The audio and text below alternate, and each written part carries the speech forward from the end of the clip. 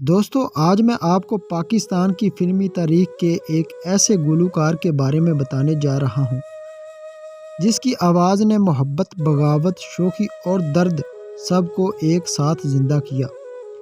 آج کی ویڈیو میں آپ جانیں گے احمد رشیدی کی زندگی کے وہ پہلو جو عام طور پر کہیں بیان نہیں کیے جاتے، ان کے عروج سے لے کر ان کے آخری سانس تک کے حالات۔ اس ویڈیو کو آخر تک ضرور دیکھیے گا، کیونکہ آخر میں آپ کو وہ حقیقت معلوم ہوگی جس نے پاکستان کی موسیقی کو ہمیشہ کے لیے خاموش کر دیا۔ وہ کون سا ناقابل یقین ریکارڈ تھا جو احمد رشیدی نے صرف 1 سال میں قائم کیا اور جو آج تک کوئی گلوکار نہیں توڑ سکا؟ وہ کون سا گیت تھا جس نے احمد رشیدی کو پاکستان کا پہلا پاپ سنگر بنا دیا اور موسیقی کا رخ ہی بدل دیا؟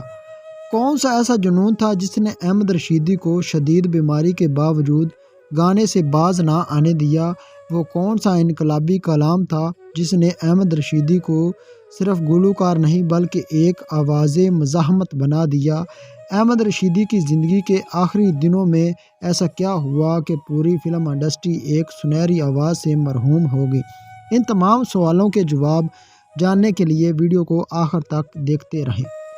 احمد رشیدی کا شمار ان فنکاروں میں ہوتا ہے جن کے بغیر پاکستانی فلمی موسیقی کا تصور ادھورا لگتا ہے۔ 60 کی دہائی میں شاید ہی کوئی بڑی فلم ایسی ہو جس میں ان کی آواز شامل نہ ہو۔ رومانوی نغمے ہوں یا شوخ مزاحیہ گیت، سادہ طرز ہو یا جدید انداز، احمد رشیدی ہر رنگ میں خود کو منوا چکے تھے۔ خاص طور پر ہر شوخی سے بھرپور گیتوں میں ان کا کوئی مقابلہ نہیں تھا۔ انہیں پاکستان میں پاپ موسیقی بنیاد رکھنے والوں میں شمار کیا جاتا ہے۔ فلمی دنیا میں سب سے زیادہ گیت گانے کا اعزاز بھی انہیں کے نام ہے، جبکہ غیر فلمی گیتوں کی تعداد بھی سینکڑوں میں ہے۔ اکیلے نہ جانا اور کوکو کورینا جیسے گیت صرف مشہور نہیں ہوئے بلکہ انہوں نے آنے والی نسلوں کے لیے موسیقی کا نیا راستہ کھول دیا۔ بہت کم لوگ جانتے ہیں کہ پاکستانی فلموں کے لیے پہلا انگریزی گیت بھی احمد رشیدی کی آواز میں ریکارڈ ہوا تھا۔ اسی طرح وہ ان فنکاروں میں شامل تھے جنہوں نے قومی ترانے میں بھی اپنی آواز کا حصہ ڈالا۔ احمد رشیدی کے ابتدائی دور کی بات کریں تو احمد رشیدی 1934 میں حیدرآباد دکن میں پیدا ہوئے۔ ان کا تعلق ایک تعلیم یافتہ گھرانے سے تھا۔ بچپن ہی سے والد کا سایہ سر سے اٹھ گیا، مگر موسیقی سے محبت نے انہیں سہارا دیا۔ ریڈیو پر گیت سننا ان کا معمول تھا اور یہی شوق آہستہ آہستہ ان کی زندگی کا مقصد بن گیا۔ انہوں نے باقاعدہ موسیقی کی تعلیم حاصل کی اور کلاسیکل فن میں بھی مہارت حاصل کی۔ فلمی سفر کا آغاز کچھ یوں ہوا۔ ہجرت کے بعد وہ کراچی آ گئے اور ریڈیو پاکستان سے وابستہ ہو گئے۔ یہیں سے ان کی آواز پورے ملک میں پہچانی جانے لگی۔ جلد ہی فلموں میں گانے کا موقع ملا اور چند ہی برسوں میں وہ ہر بڑے موسیقی کار کی پہلی پسند بن گئے۔ 1960 کی دہائی میں ان کے گیت فلموں کی کامیابی کی ضمانت سمجھے جاتے تھے۔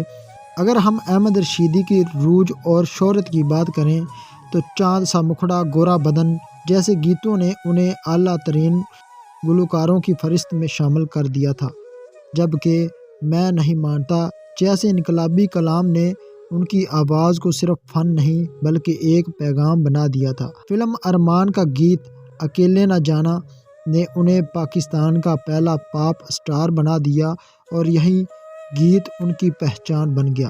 احمد رشیدی کی آخری دور اور جدوجہد کی زندگی۔ احمد رشیدی کام سے بے پناہ محبت کرنے والے تھے۔ ان کی صحت کو نظر انداز کروا دیا۔ دل کی بیماری نے انہیں آ لیا اور ڈاکٹروں نے گانے سے منع کر دیا، لیکن احمد رشیدی نے کہا کہ موسیقی ان کی زندگی ہے اور وہ اس سے دستبردار نہیں ہو سکتے۔ جب آواز نے ساتھ دینا کم کیا تو انہوں نے کمپوزیشن کا کام شروع کر دیا، مگر تقدیر کو کچھ اور ہی منظور تھا۔ 1984 میں پاکستان کی فلمی صنعت ایک ایسی آواز سے مرحوم ہو گئی جو شاید دوبارہ کبھی پیدا نہ ہو۔ احمد رشیدی آج ہمارے درمیان موجود نہیں، مگر ان کی آواز، ان کے گیت اور ان کا فن آج بھی زندہ ہے۔ وہ صرف ایک گلوکار نہیں تھے، وہ ایک عہد تھے۔ احمد رشیدی کی زندگی صرف کامیابیوں کی کہانی نہیں تھی، یہ ایک ایسے فنکار کی جدوجہد تھی جو اپنی آواز سے آگے بھی جینا چاہتا تھا۔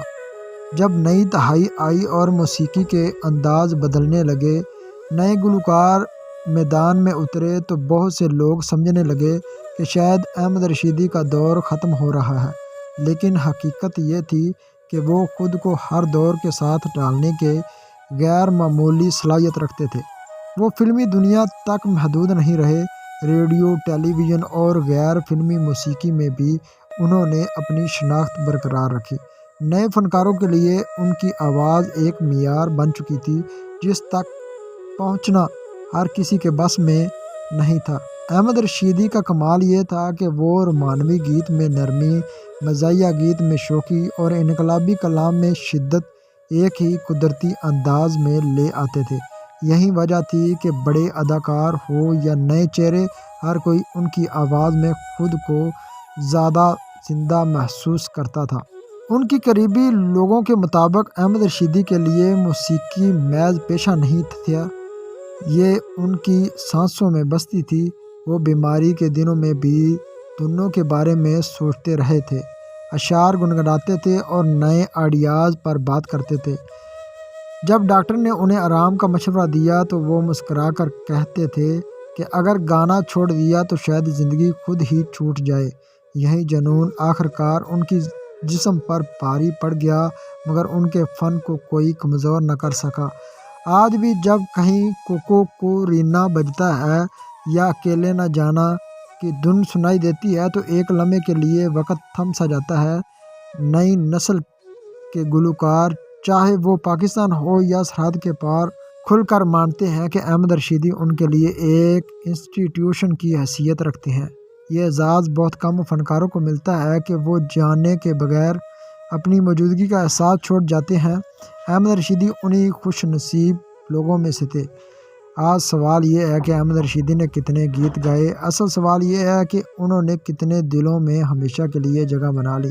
وہ آواز جو وقت سے آگے نکل گئی، وہ فن جو نسلوں کو جوڑ گیا، اور وہ نام جو کبھی ماضی نہیں بن سکا۔ دوستو، یہ تھی ہماری آج کی ویڈیو۔ ملتے ہیں کسی اور ویڈیو میں، تب تک کے لیے اپنا اور اپنے پیاروں کا خیال رکھیں، اور کمنٹ سیکشن میں اپنی رائے کا اظہار ضرور کریں تاکہ ہم آپ کی من پسند ویڈیو بنا سکیں۔ دوستو، اس طرح کی اچھی ویڈیو دیکھنے کے لیے ہمارے چینل کو سبسکرائب کریں، اور ویڈیو اچھی لگی ہو تو ہمارے ویڈیو کو بھی لائک کریں، اور کمنٹ سیکشن میں اپنی رائے کا اظہار ضرور کریں تاکہ ہم اس طرح کی معلوماتی ویڈیو آپ تک پہنچاتے رہیں۔ ملتے ہیں کسی اور ویڈیو میں، تب تک کے لیے اپنا اور اپنے پیاروں کا خیال رکھیں۔ اللہ حافظ۔